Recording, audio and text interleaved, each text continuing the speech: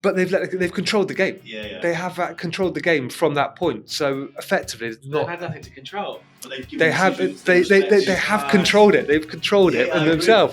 So The players have controlled it because they've got to play football. The referee's just gone, well, there's a little foul there, we'll give that. It's only when the players can't control themselves that the referee has to get involved. Then they go, well, referee's business. An FA Youth Cup tie last year, but we've tried to play it about 3 times. It was a nightmare because we had snow, we had a frozen pitch, but elsewhere, you're looking in the city, it's a couple of degrees warmer. Yeah.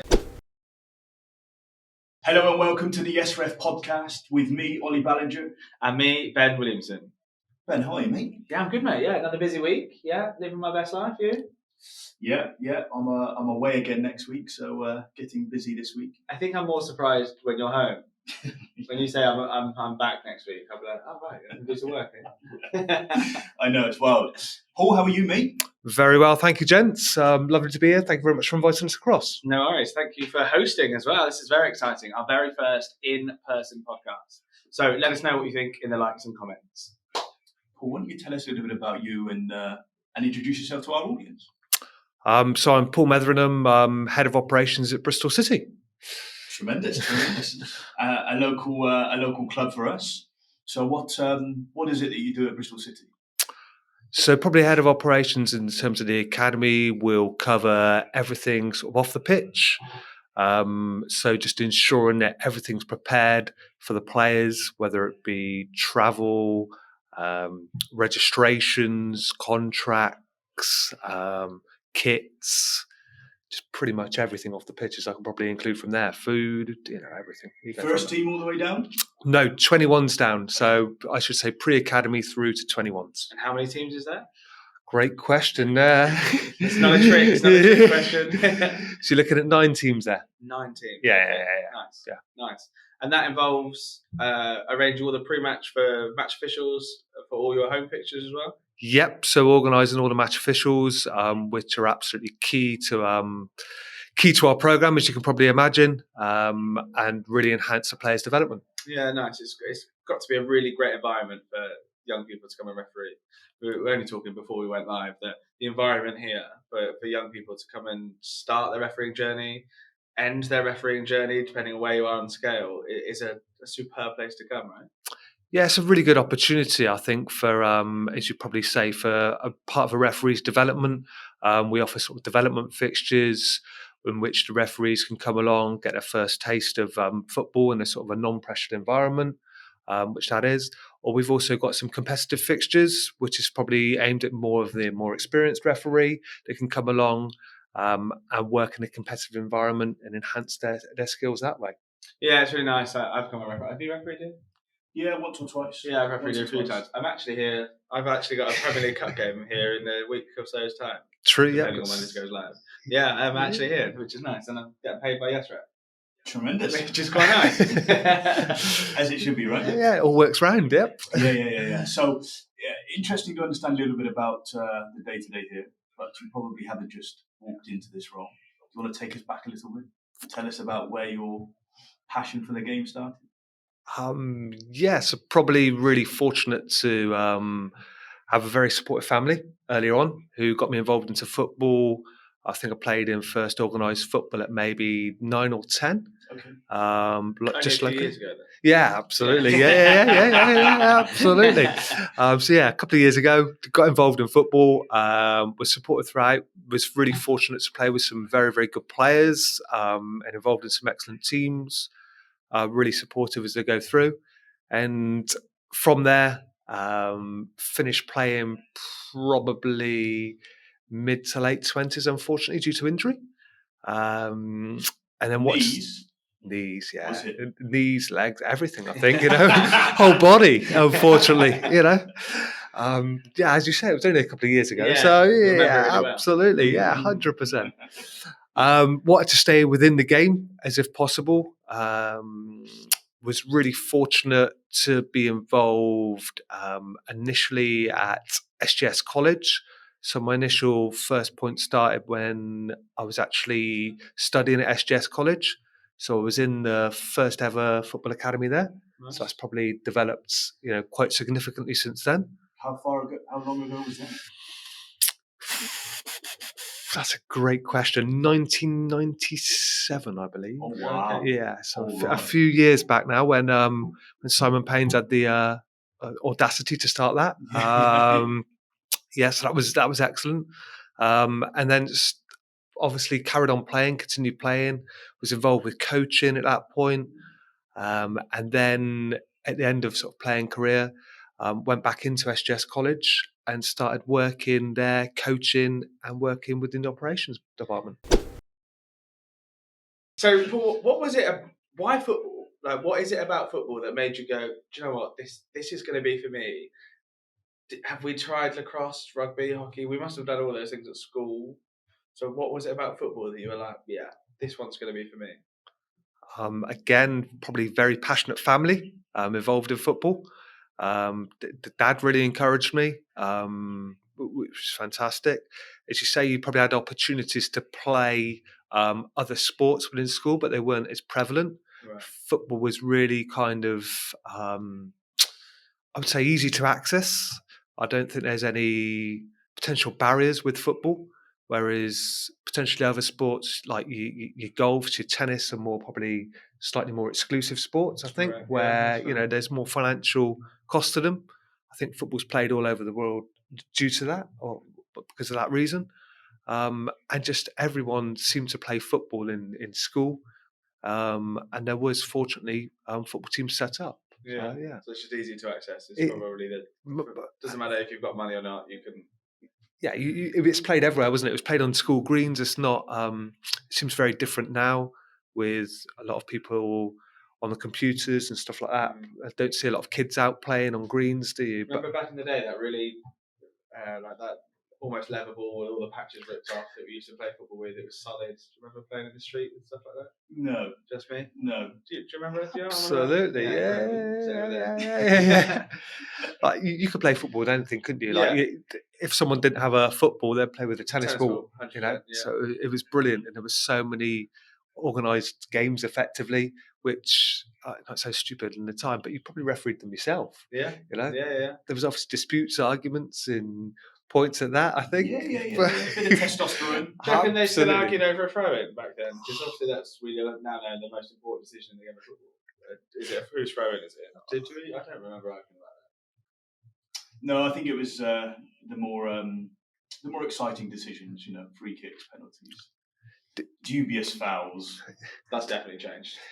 Now it's throw-ins. Did you ever used to play with jumpers for goalposts? 100%. And then if it went over the post, it was like is that in? Is it not? Yeah, was it posted in? Yeah, because I jumped and I couldn't touch it. It was definitely over. We always went with it was always a penalty to decide it. That was really harsh, wasn't it? And then it goes over the middle of the jumper, and now we're like, is that in the post or is it in? I don't know. It's posted in, is it not? Tell me. You used to play headers and volleys quite a lot. Good game. That's all you could play. Fantastic game. Hours at the park. For head tennis. Yeah. Volleys, brilliant. Wembley. Do you ever remember Wembley? Yeah, Ever heard of that? Wembley? Yeah. Always knockout football. Yeah. Literally knockout football. Never went in. I probably don't remember it because I was that bad. I was always out first, so I was always knocked out. So I was just sat watching. I just had to go and get the ball when someone's just hoofed it miles over. That was my job. But great games, though. Really good games. Yeah. So much fun. So you had the bug for it after all of that, right? So absolutely, yeah. Playing in school, playing in teams, just like all the time. Every time I had a football, I wanted to be playing. Every time I had a spare moment, to stay away, I would always be out trying to play football, trying to be involved in football if I could. Did you ever try refereeing? I only ever tried refereeing for the school, actually. Okay. So I was in school at the probably in sort of like 4th or 5th year in secondary school at that point, and I refereed quite a few of the younger games. Nice.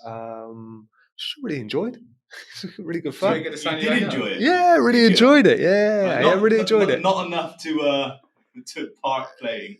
Yeah, to never take it up. I think, one of the things you always kind of consider is what would you go into post-career, or what would you go into post-probably playing? And that would either be for myself, probably coaching, officiating, but probably due to injuries, I never really got involved in officiating. But actually, it's watching people do it now, I've got the utmost respect for all match officials and for the actual work that they put in. They come in all weathers, the commitment that they make to, referee. in challenging circumstances, I would say. But for the development of the game and development of players, we could not do without them. They're No. absolutely essential to the game, and I've got the utmost respect for them. We'll have to get you on a new referees course, I think. You'll train up so you can help somebody else out down the road when you're not here. Sounds good.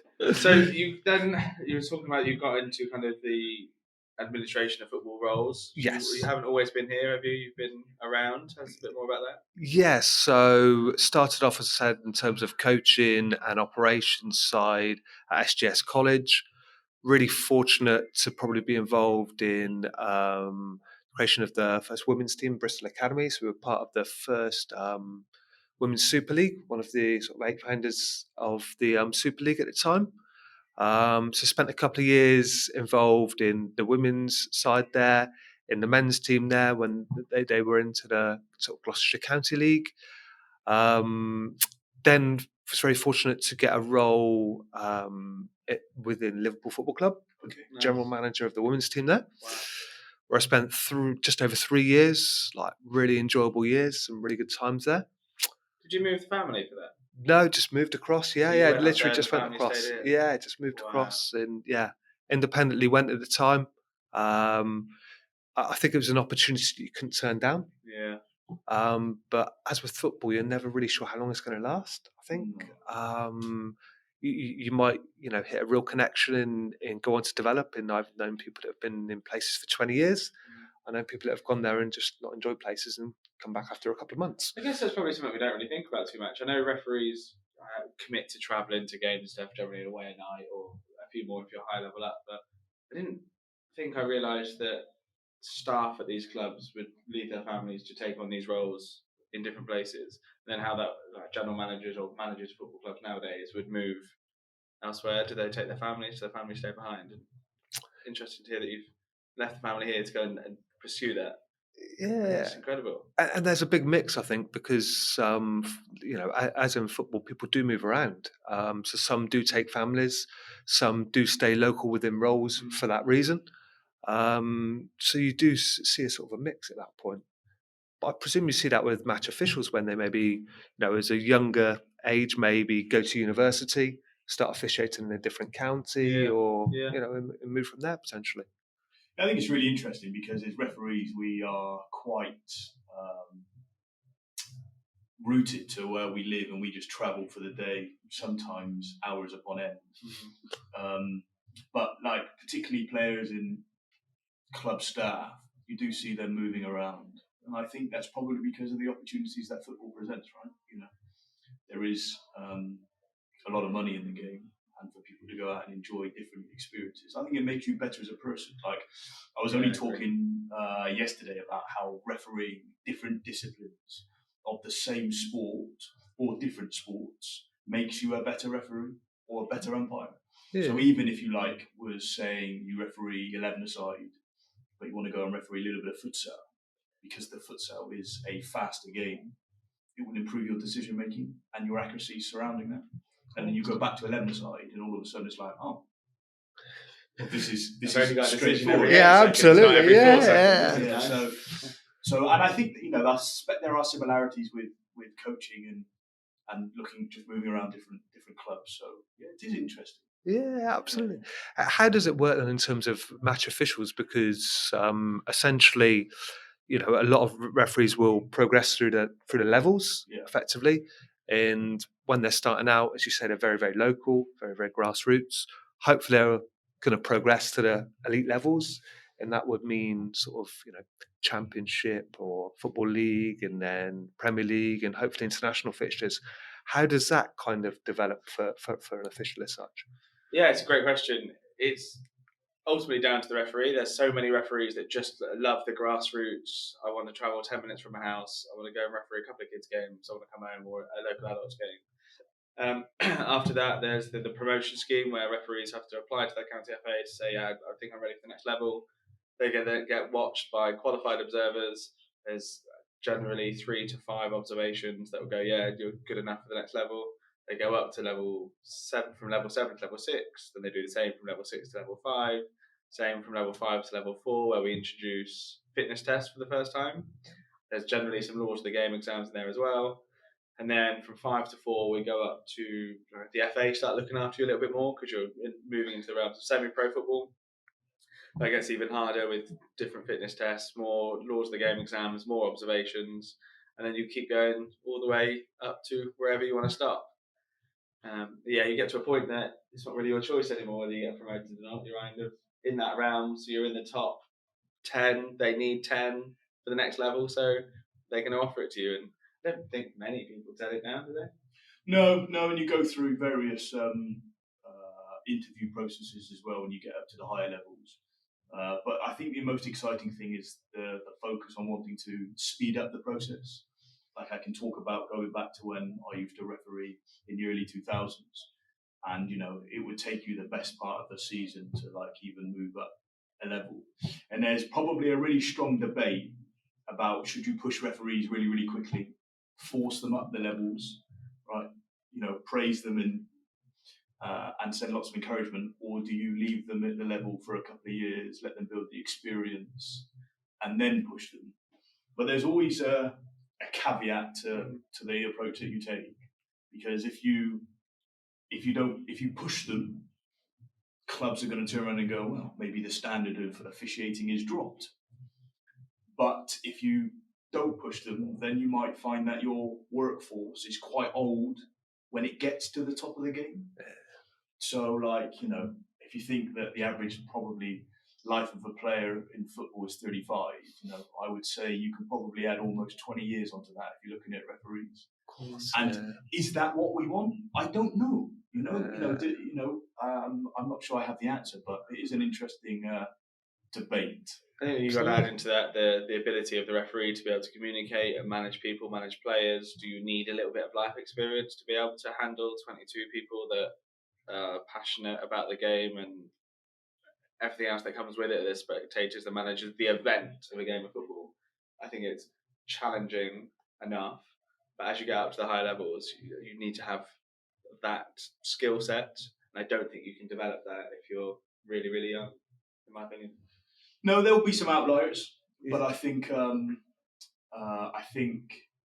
life experience, no matter what that is, because we all play different roles, changes your personality on the pitch or on the court. And I think one of the most exciting things about refereeing, and maybe it is true for players too, is no referee will ever be the same. No. Yeah, and that's why we love football so much. Absolutely. I think it would be boring if you stick a robot in the middle. 100%. It's important to have a bit of personality, because it's as humans ourselves, we react to different situations and emotions. And you can bring a player from up here to down here through a nice, pleasant smile or through a very direct glare. So I think, I think it's a really interesting conversation, a really interesting debate. Absolutely. That's where it's really exciting. It's what drags you again to football. So you'll play as a player, as a coach, as a manager, against different teams, which have got different challenges. You come across different referees, you come across different officials. It's just really, every game is different. Yeah. There's no two games the same, which is probably what makes it so exciting. It's probably why we love it so much. Yeah. We never know what we're getting, right? Absolutely, yeah. So take us back then. So you were at Liverpool. Yes. GM Liverpool. 3 years. Then what happened next? Spent the next 3 years at Lincoln City. So as academy operations manager on the men's side there for 3 years. Probably that was interrupted by COVID at that point. So during that period, towards the end, I hadn't seen my family for probably sort of 9 months to nearly a year, I think. And felt it was probably the right time to start looking to try and get back into Southwest and back into Bristol if possible. And fortunately, this role came on up, so that's where it's kind of circumnavigated. I suppose in a 360 degree. Yeah, almost like Bristol. A perfect story to get you back here in a really amazing role, right? Yeah, very fortunate. Yeah, and the facilities here are outstanding, right? Yeah, we're very fortunate that we've got some very, very generous people at this football club who back us very, very well. So yeah, we've got some outstanding facilities. We're very lucky. So I'm intrigued a little bit as to how you go from Bristol, Liverpool, Lincoln. Do you go out looking for these roles? Are you headhunted for these roles? Because you've gone across the country a little bit. So how does that work? Because I don't think we're too familiar from sitting on this side of the fence how that looks. Didn't see the role on Indeed, is that what you're saying? Well, I don't know. It's the same, yeah. Didn't sit on there. I guess there's just a bit of curiosity there. Yeah, so generally, especially with the Liverpool one, especially with the Lincoln one, you get a phone call. You know, got this role available. Would you be interested? Like the Liverpool one, to be honest with you, that I had no previous connections up there, so it was quite out of the blue, effectively. They'd had a number of different general managers over a short space of time, which I'd probably not realised prior to going on in there, which is quite interesting. But yeah, so that was really nice to be sort of asked to do that role. And similar with every single role I've been sort of like asked to do, I've been very lucky, you know, to be involved in football, I think, throughout the time. Yeah. And what would you say your highlight at Liverpool was? And then what was your highlight at Lincoln? So I think they're probably two really different parts. At Liverpool, there was Champions League nights, so that was amazing. Traveling away with the team, you know, going along, and had some fantastic Champions League nights there. All of the organisation, the operational sides that UEFA bring to a match day. It's next level, right? It's a completely different level. But yeah, really exciting. So you get put in some really challenging situations there, which, you know, help you grow a lot. So really enjoyed that. Then we had some really fantastic tours that we were very fortunate to go on. So, you know, went to South Africa, Germany, Denmark. Yeah, there was a number of different tours we went on, which were really, really good. So they were real highlights at that point. And seeing the progress of the women's game, I think, through that time, it really did progress and it's really moved on. And it's really exciting to see where it's going now. Yeah. Lincoln, probably, as I say, very different challenge. Highlights for me were getting through the FA Youth Cup and playing against Manchester United, Drew Man United. So that was in our first year. Really, really exciting times to play against Man United. So yeah, it was a great experience for the boys at that point. When I first went in there, we actually had Danny Cowley as a manager, who stayed for a very short period before going to Huddersfield Town. Then Michael Appleton came in, and that was probably the other highlight, or real highlight, was the first team at that point. Recruited really, really well, had an outstanding season.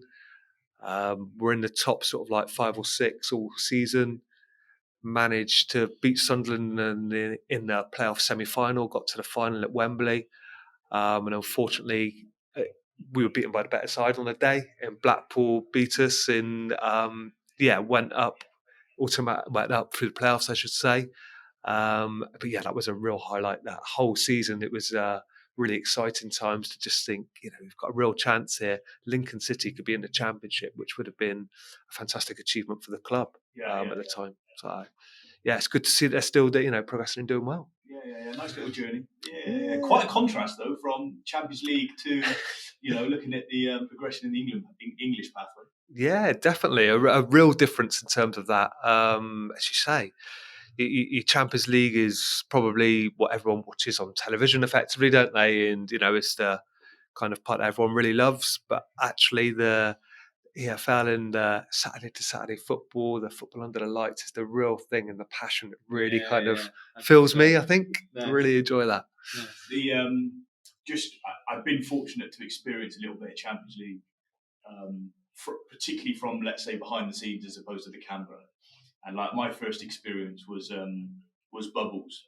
You know, it just gave you just this, like, all of a sudden you see what you see on the telly, like you're in it, and it's just like, oh wow, you know, it's like, okay, this is quite good, and it really is like next level, like everything, right? Like, you know, right from the pre-meetings that you have, you know, talk about anti-doping, talk about players' kit colours and everything. Like, it's quite a sophisticated process, but it's fascinating. I don't know what yours was like, but that was down to the ball boys colouring. So making sure that sounds really stupid, but again, what are the colour of the ball boys wearing? It was like really minute details, which operationally I learned so much from. Going through the intense detail, having everybody there, all the stakeholders, all the key stakeholders at these pre-match meetings were really good. People that pick up on, like you said, really minute details, and that makes such a difference to your match day and the experience. It means you just don't turn up and go, oh, the ball boys and our subs and us and the home team's second kit is all the same. We've got a problem. Absolutely, that makes sense, right? But I guess I don't think I've ever even thought about that as a thing, worrying about what colour the ball boys are wearing. No. The ball people. We should probably say ball people. Yes, yeah, for sure. It's fascinating, and it's really hard to put the experience into words. The best thing you can do is go and do it. Yeah, absolutely. I think it's clear that you're reliving some memories as we talk about this and all the highlights, but there's probably been some lowlights of those experiences. Absolutely. There's always challenges, isn't there? I think there's everyday challenges. From, I remember first going into Liverpool, as I said, and within probably 2 weeks, I think it was towards the end of the season, the manager had resigned, the physio had resigned, the sports scientist gone. We lost probably 3 or 4 really important staff at that point. We'd lost a whole team of players effectively. We're all out of contracts, and the contracts had been let to run down, which is where women's football probably was at the time. They had really short contracts. So you had to rebuild a club effectively. Yeah. We played in probably an area which was outside of Liverpool. It was a real challenge to get spectators there. So like challenges like that were really good, but you learnt very quickly on the job about certain areas, and the support networks now. When I look at women's football, are far more advanced than what we probably had at the time. It's insane nowadays, isn't it? Yeah. Insane. It's so good to see. I think we've got a new generation of players coming through because what they see on the TV with the Women's Euros and the things that the England women's team are doing. And then to know that there's the infrastructure and stuff now in clubs, I think is fantastic. Like the Women's Super League is amazing to watch. Yeah, it's incredible. Yeah, and great, great as it should be. Like promote the game. Sport is for all, and everyone should be given the equal opportunities to go and play the game. So it's tremendous. What does your challenges look like today? Like, what is it like running a club like this in your role? Just to give us like a couple of snippets. I know you mentioned it at the start, but like, what is your things that you've got to do relentlessly on a daily basis that maybe give you a small bit of stress? I think it's probably very similar to an official. Every time you turn up, you're not sure what you're going to turn up to.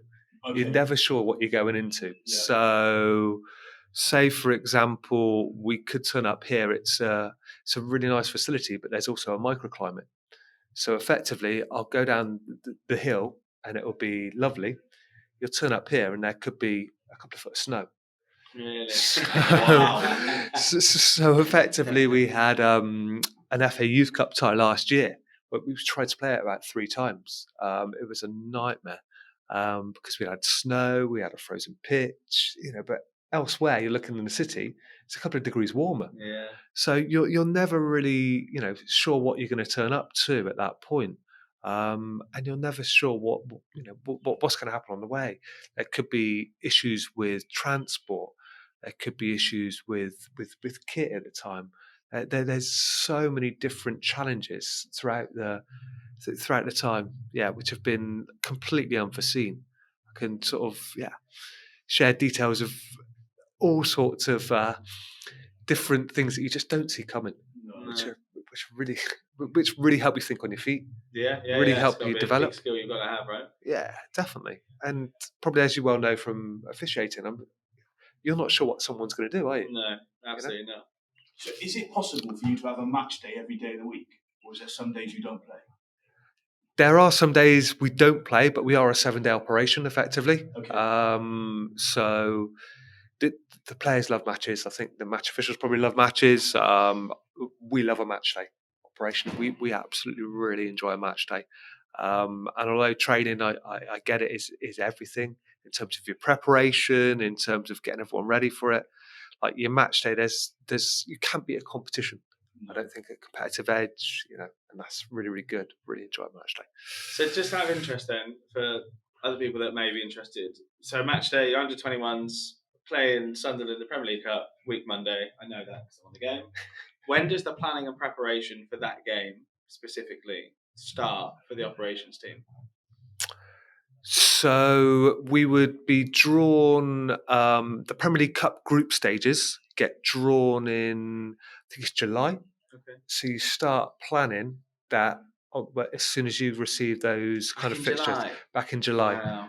So you'll need to initially find the date that we can fit in, the timings for the kickoffs. So you're liaising with the opposition club, trying to plan that. You will then, potentially look at kit colourings, have that ready to go. And as it develops over the sort of months, once you've got a fixture confirmed date, it's then about organising everything operationally off the pitch in terms of paramedics, in terms of stewarding, in terms of parking, in terms of, everything else that's on site, because you have to be mindful in terms of, we're an operation here, which we're very fortunate to have a number of teams that use this building and utilise it. So we have to make sure that we've got all of those involved. Okay, great. So we've had the fixture, you've agreed times, dates, kickoffs, etc. We move closer to the game. There's stewarding, you've sorted out everything else. Are you in charge of sorting out or making sure that there's food available? Do you just have to email someone else and go, we've got a game this date and that's that? Yeah, so making sure food's available, making sure there's provision for spectators, whether we're going to ticket the game or not. As you say, speaking to our key stakeholders in the local area, so making them aware that we've got a fixture on that evening. We've got a school just across there, so being really mindful of them as well. We've got actually other venues in the area, which they need to be sort of aware of it as well. So just making sure that everyone's sort of aware in the area.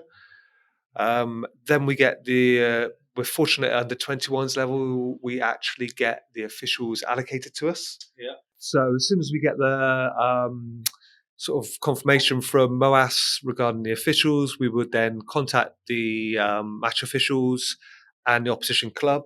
We would set out the actual confirmation to just confirm, and again, the date, the time, the venue, anything in particular they would need to know. So say, for example, who they report to on a day, who would be meeting them, where would they be parking, a contact number and a contact person on that day if there were any issues. We would also look to sort of cover them regarding if they want any additional tickets for any family members that want to come along and actually watch the game as well. I think that's a really nice thing to do. That a lot of officials will go, yeah, I'm at Bristol City. It's a great pitch, great venue. I take partner, mum, dad, friends. Love that. That's brilliant to do that. I think they should. I think it should be really celebrated for the officials, like, to bring their friends and family, because, as you say, hopefully it's a really good fixture for them. Hopefully it's a local-ish fixture for them. So, yeah, get your friends and family to come and watch it and celebrate that. That's a really good thing. Then it'd be talking about refreshments. So, obviously, the refreshments on offer prior to the game and refreshments after the game. Checking out if there's any dietary requirements from the match officials, the opposition teams, and then just staying in contact then throughout that week, just making sure we've popped the game up onto YesRef, so the fees are upon there, making sure that the match officials have updated their expenses, because we really want a swift payment on the day. It just makes it so much easier for all parties. And then just staying and remaining in contact. If there's ever any weather issues, we can, speak to the officials at that point. They would have the kit colours, so if they've noticed anything regarding kit clashes, we can deal with that at that point. So it's a lot to do. I think it's probably fair. Yeah. No, and then we times that by 9 because there's 19. Yeah. Yeah, nice. Rather you than pretty me, much, I think. Pretty much. Yeah. I like to think I'm quite organised, but I'm not sure I'm that organised. It's intense, but as you say, your passion for Matchday is probably make it that much better, or make it easy. Yeah, absolutely. Yeah. So, what's next for Bristol City Football Club Academy? Like, where are you going from here? Like, because the facilities are good. Is it tick over mode, or is there opportunities to do things differently? I think from yourselves, you probably always celebrate where you're at, so where we've come from and where we're to at the moment. So you look at that and you think, excellent, we've done very well there. But the ambition is always to push on and to improve and to get better. We would like to aim for Category 1. I think that's a real thing that we're looking to push on now. As soon as we possibly can. So that will be making sure everything's right off the pitch prior to be able to go into that. So it comes into more of a seamless transition. Is that just like an application? Do you have to just meet the criteria and go, we'd like to do it, it gets voted and up you go? Or how does that work? So we're inspected every year by a company called PJAC, who basically will inspect every single Football League and Premier League club. So they will do an audit on you every 3 years, a full audit with Bernardo's, which covers safe to operate, compliance and standards. And then you will have audit for safe to operate and compliance every year, just to make sure that the company's safe to run. And from there, you'll get some action points. Say, for example, if a qualification's expired for a coach, like a first aid qualification or something like that, that you need to obviously improve, or you need to pick up by a certain date, an agreed date with PJAC. Wow. That's a lot, isn't it? Yeah. So we've just had come off the back of an audit actually in April, May time, so which we passed, fortunately. Each year, as you say, prior to the next year, you have to apply to move category status. So it might be 3 to 2 or 2 to 1 as such, which you're assessed upon. Nice. Well, good luck. Hopefully you get there when you want to get there. Thank you. So what you may have noticed, may not have noticed, is we like to end these podcasts with one final question for our guests. And the question, Paul, is, if we give you a magic wand, what one aspect of sports officiating would you like to see change?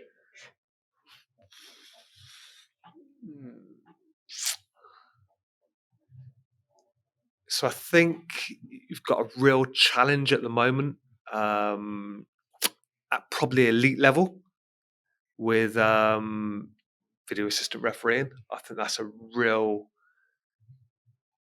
tough one. I remember being speaking to people in Germany actually before it came over into the UK. Okay. And they were really against it, and they said you don't want VAR in English football, which I was like, okay, it seems pretty good to me. I think it'll be okay. And yeah, if I was a match official, I would find it really challenging because don't get me wrong, you're scrutinised at that level anyway. But to have that scrutiny and probably not being able to explain your decisions, I think it's a real key thing for match officials because we're human. Yeah. Like we as players, we as coaches, we as staff make mistakes all the time. Do you think people would accept if they decided to go, right, fine, come out and explain the decision after, whether they do or whether they don't, we don't know. Do you think people would accept their answer? Or would it just give them more argument to go, well, he doesn't even know what he's talking about? And he's looked at it again and he's done X and he could look at the law book and he's come out and he still don't know what he's talking about. Do you think it will fix it? I think it would make it so much easier to understand what a referee is thinking at that point. And I know it's a completely different game, but rugby is completely different. Like on one hand, the respect for the officials in there is excellent, and that's what I would love to see within football, that respect to the referees. And also the clear communication that everyone can hear in the ground. At the moment, you go to a Premier League fixture, you think you're celebrating a goal, then it's being pulled back. It's just it's almost a bit of a mess to me. Do you remember in the Women's World Cup they did it the first time that they'd go over, the referee would go and watch the video clip again, and then they'd come out and then they'd announce to the stadium what they're doing on review of it's a penalty, and then they'd go penalty. We're like, well, why do you need to go? You would tell us what you're doing. I just found the whole thing, but it was okay.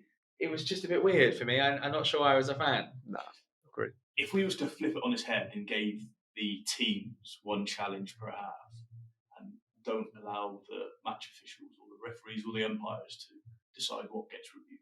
Do you think that would change things? Potentially. The one thing you'd always get with this, and it would be really good in terms of a challenge, but they would do say a team does their challenge in the first 5 minutes, and it was borderline, and then they have an absolute really controversial decision 5 minutes later. You would then say, we want 2 challenges, we want 3 challenges, and it would just continually go from there, I think. And then 10 years' time, we've got 400 challenges a game. So it was constant, wouldn't it? As you well know from officiating. So it'd be really frustrating. Tremendous. Paul, look, firstly, thank you very much for hosting. Thanks for your time. It's been excellent. I really enjoyed chatting in person and finding out a little bit about you and your role, because as I think we said offline, it is really interesting understanding what it is that you do, because you're not necessarily always in front of the camera. Nobody sees what goes on, what makes these wonderful games and spectacles happen. So it's been interesting. What about you, Ben? Yeah, it's been great. I think it was interesting what you said around if it's better that no one knows I'm here. If you know that I'm here, something's gone wrong. And I think we'll probably take that into refereeing a little bit as well. Everyone says if you don't see the referee's had a good game. And my argument is, well, that means the players have just played football. It's nothing to do with the referee. It's actually the players' fault. Players have played football. The referee didn't need to do anything.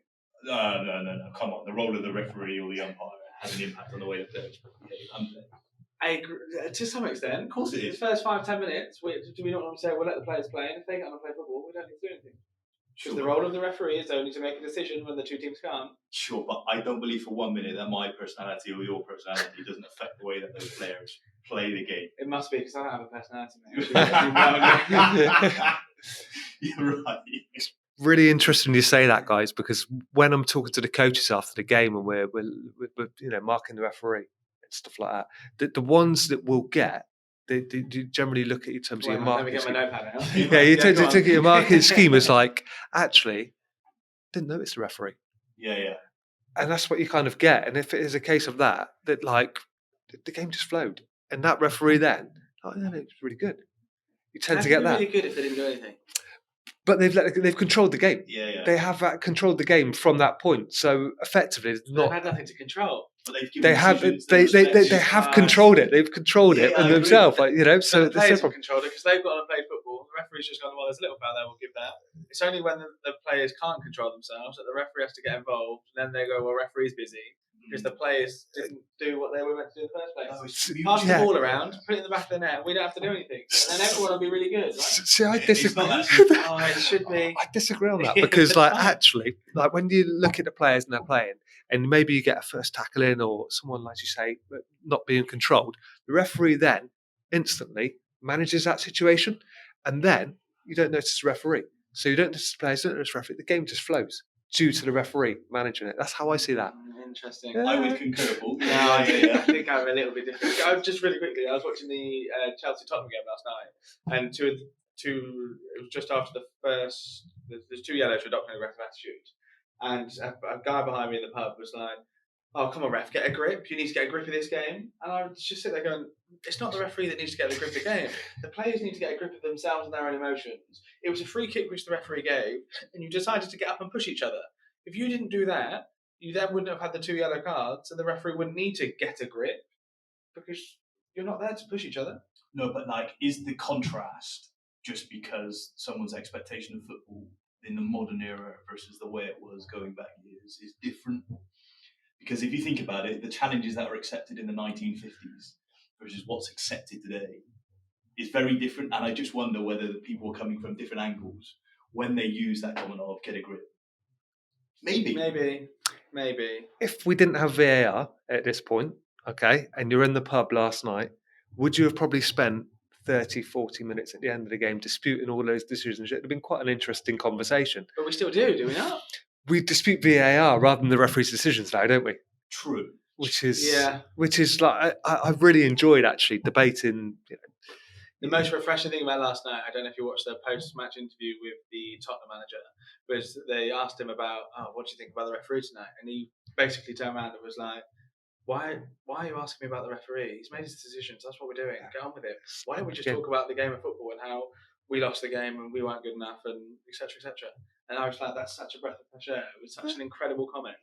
You're not changing the decision, so why are we here talking about it? Exactly that. It was almost like, we need to stop giving referees such a hard time. Let's just play football. Just get on with it. It was really interesting. Really interesting. Talk football. Yes. Right. Thank you very, very much. Thank you, gentlemen. Thank really you. appreciate your time. Thank you for coming across.